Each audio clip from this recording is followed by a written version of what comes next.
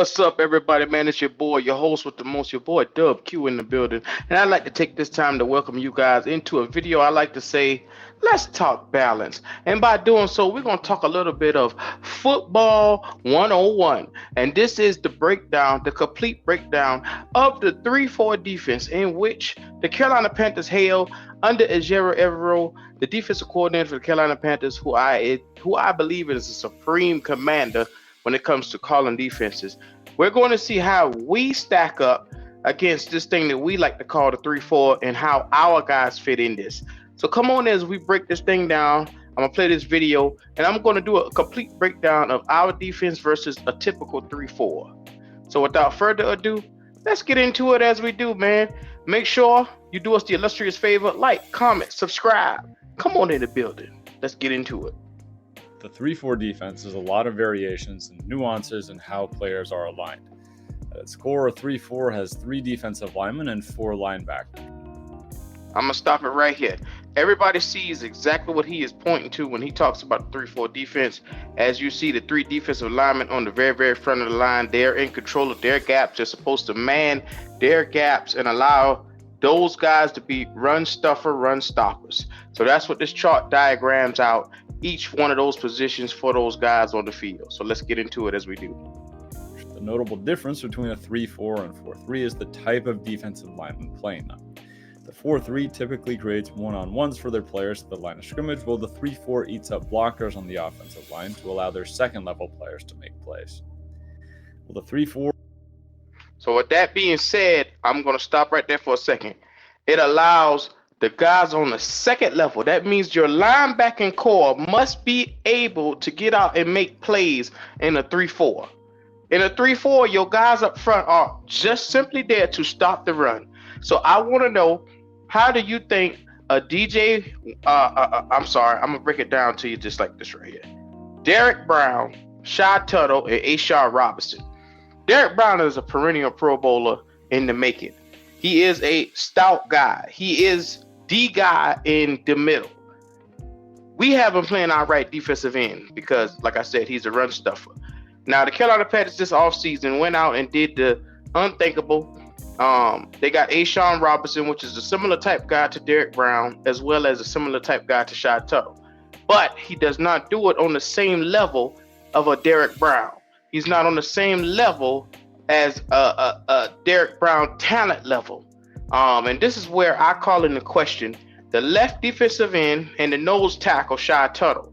So Ashawn Robinson and Shy Tuttle, those two guys to me, when it comes to having a 3-4 and you have run stuffers, those two guys must step it up this season because those two are the weak links on this front 3-4. Out of the 3 in the 3-4, these guys, those two, have to step up this season in order for us to get this thing going. I'm looking at those two and those talent levels that they have. Ashawn Robinson is a basic guy at best. Not even a phenomenal guy. He's been in the league for a couple of years. He is nobody's breakout type of guy. He is average and he will come in and stop the run, but that's all he does. So if you're expecting something spectacular from Ashawn Robinson, you can stop right there. It's not going to happen. I think he's been in the league a couple of seasons now, handful of seasons, hasn't done it yet. I'm under the belief if somebody give you 5 to 7 seasons doing the same thing, they are that person. So he's average at best in a certain system. In our system, he will be the continual thing that he was, average. Now let's also put this out there. Shy Tuttle, he disappeared on us last season. We're still looking for him. Hasn't made any noise. He was brought in to be the opposite guy of Derek Brown and give us some type of a guy that could, be a big body to move around, a space eater, but he hasn't done it. Derek Brown got out there. Look, I hope you guys know in the 3-4, the 3 has to be able to take on double teams. Somebody out of this 3, 2 of these guys has to be able to take on double teams. Derek Brown can do it. But can Shy Tuttle and Ashawn Robinson be the X factors that we need them to be in this season coming up? Because that's a tall task to ask for average guys to come out here and try to be great. But what I'm gonna do is I'm gonna continue this because it's a teaching moment. This right here is a teaching channel, and we're gonna break this thing down. 4 only has 3 defensive linemen. The Sam and Will linebackers are typically walked down at the line of scrimmage and play as stand-up edge rushers. The 3-4 is a little more flexible than the 4-3. The 3-4 has the ability for defenses to both 2-gap or 1-gap. Outside linebackers are the premier players in the 3-4, and they must be able to pass rush, hold up against the run, and occasionally drop into pass coverage. Y'all hear that? Y'all hear that? 2-gap, 3-gap. You need 2 guys that you need 3 guys that can specialize in doing that. We don't have a 3 technique guy. And that's what my boy, my partner, my dog, the GOAT, has been coming out here week in and week out and telling us that out of Ashawn Robinson, Shy Tuttle, and Derek Brown, there is not a 3 technique guy that can line up and be that space eater, straight up push the pile back. We don't have that type of guy. So I'm gonna continue this video, but just let that resonate with you for just a second. Interior 3 linemen skew more towards being space eaters to keep offensive linemen from getting up to the middle linebackers. The 3-4 has so many looks, it can be hard for the offense to deal with. Those looks can be slight changes in alignments to better demand blocks, dropping outside linebackers into coverage and only rushing 3, or bringing 5-man pressures by rushing both outside linebackers. The 3-4 is flexible. Now, y'all see right here, 3-4 has many looks, multiple looks. If you got a guys up front that can beat their guy, that means you have 4 linebackers at any given time that should have the ability to drop back in coverage, should have the ability, 1 should be in the middle, spying at all times. You have 2 on the outside that should have the ability to be edge rushers and get around the edge and get to the quarterback, which means another one should be in coverage in the middle. So you have 2 guys potentially in coverage, 2 guys rushing the quarterback, and then you have 3 guys stopping the run in the middle. Essentially, these are the pure simplistics to a 3-4 defense. Now, you sitting here and you wondering how does this relate to us? We just got in a bevy of guys, and like I said, I like to think, you know, like I said, on the front we have Ashawn Robinson, Shy Tuttle, Derek Brown. Those are our 3 up front.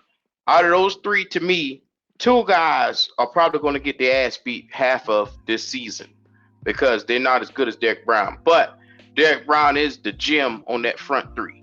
Now, when it comes to the other 4 that's opposite, you know, like I said, we got Josie Jewell, DJ Wanham, we got Jadeveon Clowney, and then you got probably Shaq Thompson or Kayvon Chastion. Now, I'm going to be real with you. Josie Jewell is the middle guy that'll be spying. And I believe that he'll be solid. He has been solid for the last 6 years in the league.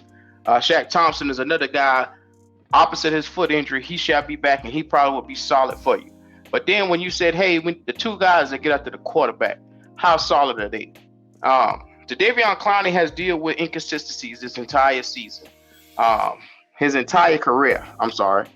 But the number one thing is he's had seasons where he got 2 sacks. He has 2 seasons where he had season high 9.5 sacks. So you don't know which Jadeveon Clowney you're going to get from year to year. And like I said, after shipping out a known commodity in Brian Burns, who had 46 sacks for an entire career, be mindful, a 4-year career that's going into year 5. Jadeveon Clowney has been in the league for 10 years and only has 52 sacks. So you let that sink in. You replaced it, a young guy on the up and coming, 25 years old, with a guy that's basically twice in the years, and the young boy already done almost caught him in sacks. But that's not the here nor the there. It would have been probably a more valuable thing to kept that guy, so that way you could have rolled out here and had this 3-4 flying on all cylinders and paired him with Josie Jewell and some of these guys that we got. But it's okay. My eyes is on a guy named DJ Wanham. DJ Wanham is going to be the X factor for everything.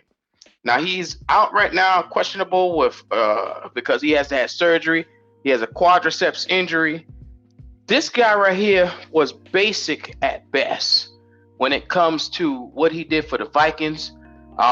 You look at, he got 8 sacks last year, but it was created off of, once again, another guy being a Batman and him being a Robin.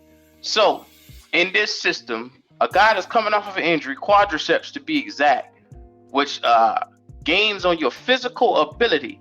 How physical can this guy be coming into this season with an injury already on him and him being new to the system? I have a little bit of questions. I'm posing theories right now to anybody who's in the chat right now that's watching and listening to this.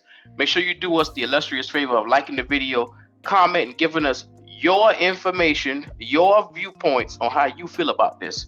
Like I said, I'm just taking my time because I'm a thinking guy. I'm a thinking type of guy. I like to sit down and put this thing into different scenarios of how does this help us. Now be mindful, if you went out and you told me this season we only got really one guy that can get after the quarterback, being Jadeveon Clowney, and he had 9.5 sacks, he's never been a sack getter for his entire career, I would tell you, oh boy, you better look out. But be it as it may, everybody keeps telling me they're going to get after the quarterback by committee. I find that very, very hard to accept when Josie Jewell is not a sack getter. He's going to be a guy in the middle. Shaq Thompson will be a guy in the middle. You're rarely going to see him come on blitzes. You're really going to see him come where he's getting after the quarterback. Josie Jewell the same. Now be mindful, the breakdown that I just gave you, the three guys on the top have to be able to beat their man, have to be able to control their gap. I just told you that Derek Brown is probably the only one out of the three that could potentially do that. A'Shawn Robinson is an average guy, and Shy Tuttle is too. So let's break this thing down even further. I just told you DJ Wanham, an average guy at best. Lowly, to me, the number one thing that he does best is he stops the run. Well, once again, you bring this guy in a 3-4, we got run stoppers already. You're going to ask him to come in and do what exactly? Because you got him on the outside where he needs to get the sacks. We need sack getters. We need somebody who could be a sack production type of guy. We don't need B+ Robbins. But I digress. You know, like I said, this team has been reconstructed to be more well-rounded, but in all actuality, there's no guy that can truly definitively come off the edge and be a Superman. No guy that can be a definitive 10+ sack getter. And that worries me in today's NFL when you need somebody when the game is on the line to come out and make a play. That's the most important thing of why we're doing what we're doing. But I'm going to get back to this 3-4 breakdown because there's a lot of gems in this video for a lot of people who don't know much about the 3-4 defense. And we need to break this thing down for you. From play to play, and that makes it hard for offenses to game plan against. If the interior three linemen in the 3-4 cannot demand blocks and prevent offensive linemen from climbing to the second level, the linebackers must be exceptional players. Now, did you hear that? They said if the top three guys on your line, which is Derek Brown, Shy Tuttle, and A'Shawn Robinson, are not exceptional players, if they can't do their job in stopping the run, that means your linebackers better be exceptional and playmaking. That means you better have a Hall of Fame type of talent at linebacker that could clean up the mess of lackadaisical guys or guys who are not quite up to par. That's what that means. So to anybody who's watching this video, you just heard this man say it straight up out of his mouth. You heard it just now. The 3-4 defense, we're breaking it down. The three guys on the front are so vital to the success of a 3-4. You must know that outside linebacker play, interior linebacker play in a 3-4 is very vital to, one, pass rushing, very vital to pass coverage, and your ability to get after the quarterback and stop and move those chains. So you better have guys that can get out here and be very talented at the position. And to be honest with you, I only see maybe Josie Jewell being a special guy in that linebacking corps. Shaq Thompson is average. Like I told you, on the other outside, DJ Wanham is, to me, he's not that guy. After looking at it, carefully looking at his positioning and what he would do in this 3-4, he's not that guy. We need a bona fide guy that can come off the edge and wreak havoc. And Jadeveon Clowney is the best that we have. So this front seven that we have, it's going to be interesting because it stacks up. They had us ranked 32 out of 32 teams, and I believe that's correct. There's no knock against anybody watching who's a Panther fan. We're just being realistic here. And I'm going to always keep it real. This is why they're looking at us like we're realistically 32. It's because we have an average front seven at best. We have no definitive guy that can come out and be a monster playmaker in the front seven. Derek Brown is the best that you have on the front line. And I'm going to be honest with you. If he has to carry on a heavier workload because Tuttle and Ashawn Robinson can't do their jobs, he'll be distracted. So it's going to be an interesting year. Hopefully, these guys can be hopefully they prove me wrong. I'm hoping that Ashawn Robinson can elevate and morph himself into something special while he plays with us, because otherwise he's an average guy at best. And I don't think he can command double teams enough to be able to relieve Derek Brown and give him a little bit of help. I don't see that happening. We're being real. Put your thinking cap on. This is called Football 101. You see the title of the video. We're talking about this right now. Let's get into it. The nose in the 3-4 has to demand 2 blockers, otherwise linebackers will have to sift through traffic and shed the blocks of bigger offensive linemen. Those defensive linemen also must free up the outside linebackers for one-on-one pass rushing situations. The 3-4 defense has a lot of flexibility. They can change alignments to better attack offensive formations while keeping the same personnel on the field. It needs athletic players at the outside linebacker position and guys who can eat blocks on the inside for it to be at its most effective.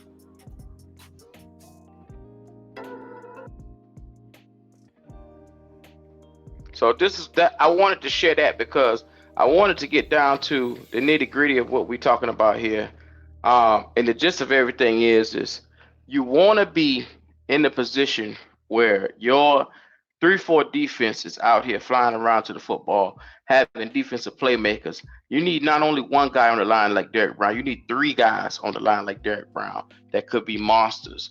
And I don't believe we have that. This front seven has a lot of work to do. Josie Jewell will probably be the most solid guy, him and Shaq Thompson. But takeaways from everything for you guys in this 3-4 defense, even if they go and they get a Stephon Gilmore, it's going to be an average defense, potentially at best. Now, if they come and they play lights out of their mind, Godspeed to them. I'm just going to be real with you guys where we sit at. This is the type of information and content that people should be making sure that they allow people to understand. This is where we're sitting at. This is how we got here. Typical 3-4s run a certain way. And like I said, we aren't lying to people when we say stuff like this. We're being conscious or conscientious enough to allow people to understand the truth about where we're sitting at.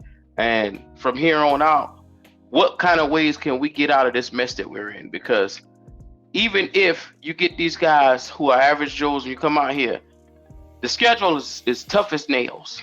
So I hope for God you got some glue to keep these pieces together, because it's going to be a long, tight schedule. And I'm going to be real with you. I'm here for every step of the way. I'm going to be honest. This is not a popular video. The disclaimer should have been put at the front of the video. A lot of people are going to say this is not what they like. This is not what they like to hear. It's not rah-rah. Hey, pump the titties. It's not none of that stuff. Look, let's be honest. Optimism is at an all-time high right now because we have been so piss poor the last 6-7 years. We'll take anything. And I want to play winning football, and I want to play it in January. I want to be playing football in January. And to me, we got a lot of tighten up to do to be able to do that. Hopefully, these guys in this 3-4 can exceed my expectations and come out and prove me wrong this year. And shout out to anybody who's in the chat that feels the same way as somebody else. Hey, I'm an optimist, but I'm reserving the right to see it until these guys come on the field and showcase it to me. So do us a favor, comment, like, and subscribe. Show us that love, man. Look, we're going to keep it real with you if nobody else do around here. Rock with your boy.